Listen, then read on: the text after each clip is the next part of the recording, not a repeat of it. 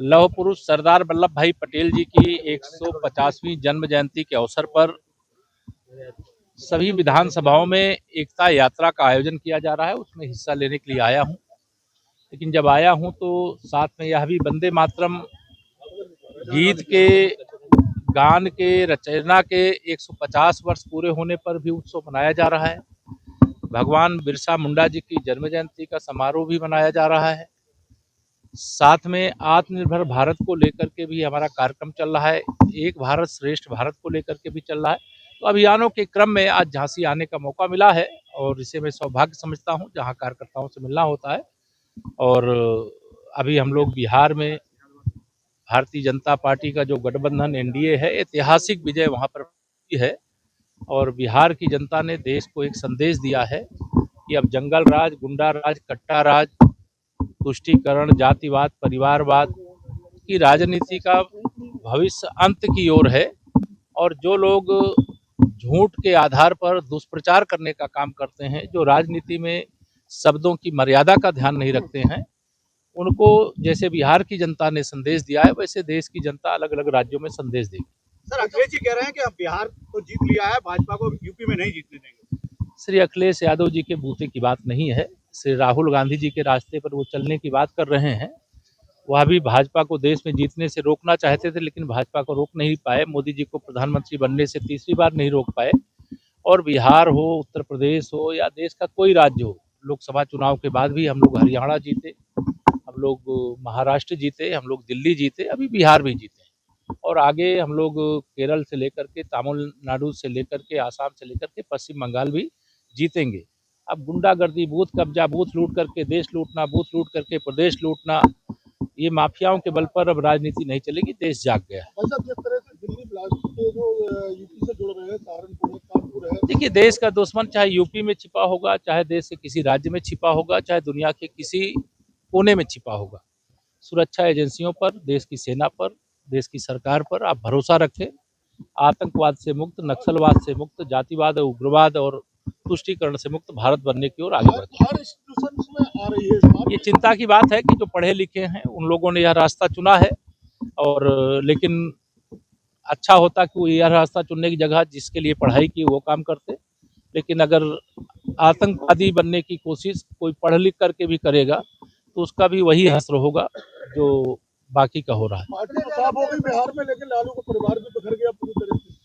देखिए, परिवारवाद की राजनीति के अंत की ये शुरुआत है और वो पहले उत्तर प्रदेश में भी एक तरह से ये श्री मुलायम सिंह यादव जी का भी परिवार बिखरा ही है, वहाँ लालू प्रसाद यादव जी का परिवार बिखर रहा है और बाकी परिवारवादी राजनीति करने वालों के परिवार भी बिखरेंगे। लेकिन ये पारिवारिक समस्या है, वह हमारी राजनीति की समस्या नहीं है। लेकिन हम देश के हित में, प्रदेशों के हित में अच्छा काम कर रहे हैं माननीय प्रधानमंत्री श्री नरेंद्र मोदी जी के नेतृत्व और मार्गदर्शन में, और आगे करेंगे। एक सवाल क्या, अखिलेश जी आपसे मिले थे बिहार में, बहुत रहे थे उस समय से, कुछ पहले से आप हाथ मिला ले रिजल्ट बता दिए थे क्या उनको? नहीं, वो हमसे पूछ रहे थे लड्डू कब खिला रहे हो, मैंने कहा 14 नवंबर को रिजल्ट आएगा, उस दिन खिला देंगे। फिर मैं उनको खोजता रहा, 14 नवंबर को मिले ही नहीं, तो लड्डू खिलाने का मौका नहीं मिला। तो क्या जाएंगे लड्डू खिलाने? मैं नहीं जाऊंगा, उनको आमंत्रित कर रहा हूं आप लोगों के माध्यम से, आवे, उनको लड्डू खिलाएंगे, रसगुल्ला खिलाएंगे, क्योंकि विजय यात्रा जो शुरू हुई है 2024 लोकसभा चुनाव के बाद भी, मैंने कहा हम लोग हरियाणा, महाराष्ट्र, दिल्ली प्रदेश और अब बिहार जीते हैं।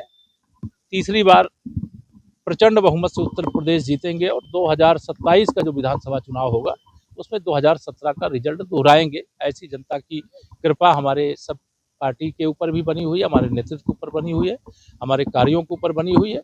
लेकिन ये जितने भी भाजपा विरोधी अपने को मानते हैं, वह सोचते हैं परिश्रम भाजपा का कार्यकर्ता करे और चुनाव जो कोई काम नहीं करते जनता के बीच में वो जीते, तो ये अब नहीं हो सकता। एसआईआर को लेकर तमाम बातें कर रहे हैं, अखिलेश यादव कह रहे हैं कि बिहार में गिला कर और अब यूपी में। देखिए, मतदाता सूची का शुद्धिकरण का अभियान लोकतंत्र का पवित्र महायज्ञ है और इसका जो विरोध किए श्री राहुल गांधी ने, वोट चोरी का मुद्दा बिहार में उठाया, कहाँ गई उनकी पार्टी?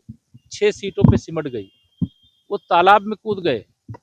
मैंने कहा नदी में कूदो, चाहे कुआं में कूदो, चाहे तेजस्वी यादव को लेकर के कूदो, चाहे अखिलेश यादव को भी लेकर के कूदो, लेकिन ये मतदाता सूची का शुद्धिकरण का जो काम है, ये लोकतंत्र का पवित्र यज्ञ है और इसमें एक राजनीतिक दल के नाते सभी दलों को हिस्सा लेना चाहिए और इससे मतदाता सूची में सुधार हुआ है।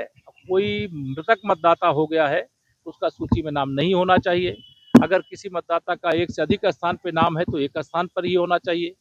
कोई घुसपैठिया मतदाता सूची में अपना नाम किस जुगाड़ से दर्ज करा लिया है तो वह हटना चाहिए। और जो हमारे युवा मतदाता हैं जिनकी आयु 18 साल होने वाली है उनका नाम भी मतदाता सूची में होना चाहिए। यही मतदाता सूची का शुद्धिकरण है। जब शुद्धिकरण का अभियान चलता है, ये कांग्रेसी हो, सपाई हो, रजत वाले हो, टीएमसी वाले हो, कहीं हम हिस्सा नहीं लेंगे। और जब शुद्धिकरण का काम हो जाएगा तो उस पर आरोप लगाएंगे। तो इस आरोप को जनता नकार चुकी है और बिहार से संदेश दे चुकी है। लॉन्ग डिस्टेंस वाली लंबी रातों को या नॉन स्टॉप वाइब बोले बोले सूर्या को या 50 सालों से इंडिया का भरोसा है सूर्या, तभी तो आज भी इंडिया बोले सूर्या को या।